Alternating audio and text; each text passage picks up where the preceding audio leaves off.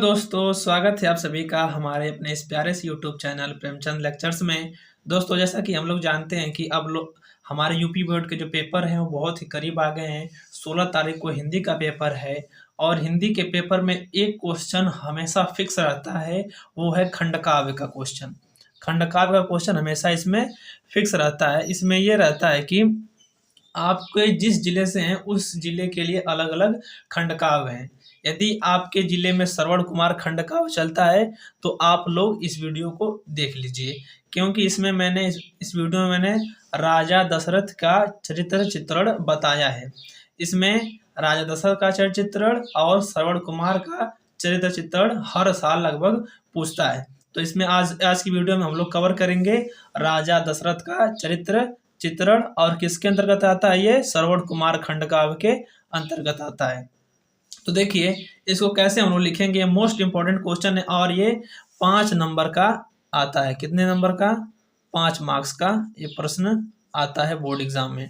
तो देखिए आप लोग इसको कैसे लिखेंगे।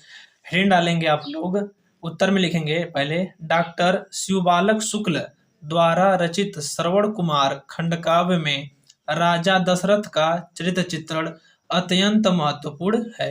ठीक, खंडकाव्य के आधार पर उनकी चारित्रिक विशेषताएं निम्न हैं। खंडकाव्य के आधार पर इनकी चारित्रिक विशेषताएं क्या क्या हैं, चलिए देखते हैं। देखिए पहला है योग्य शासक। पहला हम हेडिंग डालेंगे, आप लोग लिखेंगे और योग्य शासक, और फिर इसमें लिखेंगे राजा दशरथ एक योग्य शासक हैं। वह अपनी प्रजा से अत्यंत प्रेम करते थे। ठीक, उनके राज्य में सभी लोग सुखी थे। उनके राज्य में चोरी का नामो निशान नहीं था। फिर इसके आगे लिखेंगे वे विद्वानों एवं सज्जन पुरुषों का यथोचित सत्कार करते थे। इतनी चीज आप इनके योग्य शासक वाली हेडिंग में लिख देंगे। कम से कम आप 4 से 5 हेडिंग लिख देंगे तो आपके 5 के 5 नंबर पूरे आप लोगों को मिल जाएंगे। फिर आगे लिखेंगे, आगे डालेंगे हेडिंग और इसमें लिखेंगे दूसरे नंबर में उच्च कुलोत्पन्न। उच्च कुलोत्पन्न का मतलब है कि उच्च कुल में उत्पन्न हुए थे, इनका जन्म ऊंचे कुल में हुआ था। इसके अंदर लिखेंगे राजा दशरथ उच्च कुल में उत्पन्न हुए हैं। इनका वंश इक्ष्वाकु नाम से प्रसिद्ध है। किस नाम से? इक्ष्वाकु नाम से। अनेक महान राजा जैसे कि पृथु, इक्ष्वाकु, ध्रुव, सगर, दिलीप, रघु, हरिश्चंद्र एवं अज इनके पूर्वज हैं। कौन कौन? पृथु, इक्ष्वाकु, ध्रुव, सगर, दिलीप, रघु, हरिश्चंद्र एवं अज। अज तो इनके पिताजी का नाम है। इनके पूर्वज थे राजा, यहाँ पर लिख देंगे पूर्वज थे। ठीक, फिर आगे लिखेंगे राजा रघु के नाम पर इस वंश का नाम रघुवंश पड़ा। किनके नाम पर? राजा रघु के नाम पर इस वंश का नाम क्या पड़ा? रघुवंश पड़ा। ये हम लोग की 2 हेडिंग पूरी हो गई। अब इसके आगे लिखेंगे हम लोग तीसरी हेडिंग। क्या लिखेंगे? तीसरी हेडिंग में हेडिंग डालेंगे तीसरे में आखेट प्रेमी। क्यों? क्योंकि ये जो राजा दशरथ थे बहुत आखेट प्रेमी थे, अर्थात शिकार के बहुत प्रिय थे, हमेशा शिकार पे जाया करते थे। तो इस हेडिंग के अंतर्गत लिखेंगे राजा दशरथ आखेट या शिकार प्रेमी हैं, इसलिए सावन के महीने में जब चारों तरफ हरियाली छा जाती है तो वे शिकार के लिए निकल पड़ते हैं। उनके पास शब्द भेदी बाण चलाने की योग्यता है। क्या होता है कि ये जब भी हरियाली का मौसम आता है तो राजा दशरथ रथ पर सवार होकर जंगल में शिकार के लिए निकल पड़ते थे, आखेट के लिए निकल पड़ते थे। इसी के संदर्भ में देखिए यहाँ पर कुछ लाइनें मैंने लिखे हैं। यदि आप इन लाइनों को बोर्ड एग्जाम में लिखते हैं तो एग्जामिनर पर एक पॉजिटिव इफेक्ट जाएगा और आपको पूरे के पूरे नंबर मिलने के ज़्यादा चांसेस रहेंगे। कैसे लिखेंगे इसको? लिखेंगे शब्द भेद के निपुण अहेरी, रविकुल के भावी भूपाल, लक्ष्य करें मृग महिष नाग वृक, सूकर सिंह व्याघ्र विकराल। कैसे लिखेंगे? फिर से सुन लीजिए। शब्द भेद के निपुण अहेरी, रविकुल के भावी भूपाल, लक्ष्य करें मृग महिष नाग वृक, सूकर सिंह व्याघ्र विकराल।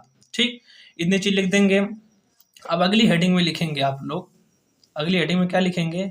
अगली हेडिंग में लिखेंगे चौथे में संवेदनशील और पश्चातापी।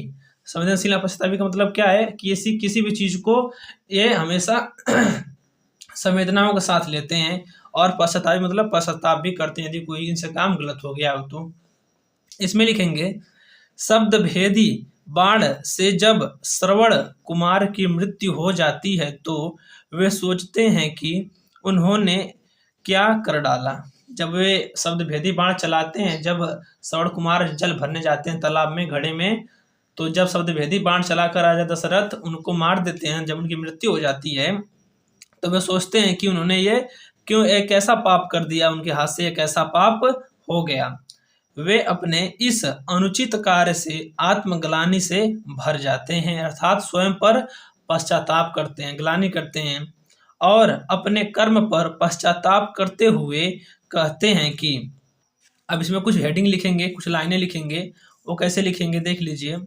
लिखेंगे हाय चलेगी युग युगांत तक अब मेरी यह पाप कथा, जो मुझको ही नहीं वंशजों को भी देगी मर्म व्यथा। कैसे लिखेंगे फिर से सुन लीजिए। हाय चलेगी युग युगांत तक अब मेरी यह पाप कथा, जो मुझको ही नहीं वंशजों को भी देगी मर्म व्यथा। ठीक, इतनी चीज लिखने के बाद अब एक हेडिंग सिर्फ और बची है, उसको कैसे लिखेंगे देख लीजिए। देखिए अब आखिरी हेडिंग बची है 5वें नंबर में, उदार एवं विनम्र। इसको कैसे लिखेंगे आप लोग? लिखेंगे राजा दशरथ अत्यंत उदार स्वभाव वाले हैं, उनके अंदर अहंकार तनिक भी नहीं है। ठीक, आप लोग ऐसे बनाकर लिखेंगे राजा दशरथ अत्यंत उदार स्वभाव वाले हैं, उनके अंदर अहंकार तनिक भी नहीं है। श्रवण कुमार को जब उनका बाण लगता है तो श्रवण कुमार के माता पिता द्वारा दिए गए श्राप या शाप को वो चुपचाप स्वीकार कर लेते हैं, अर्थात उनका विरोध नहीं करते हैं, अपने सफाई में कुछ नहीं बोलते हैं, चुपचाप अपने कर्म पर पश्चाताप करते हुए उनके माता पिता द्वारा जो श्राप दिया जाता है उसको स्वीकार कर लेते हैं।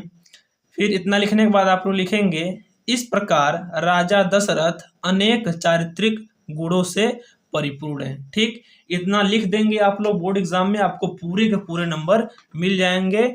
आप लोग इसमें कोई भी चिंता वाली बात नहीं है। ठीक, तो आप लोग कमेंट में बताइएगा कि वीडियो कैसी लगी और इसी तरह की वीडियो देखने के लिए चैनल को सब्सक्राइब करें और वीडियो को लाइक कर दीजिएगा।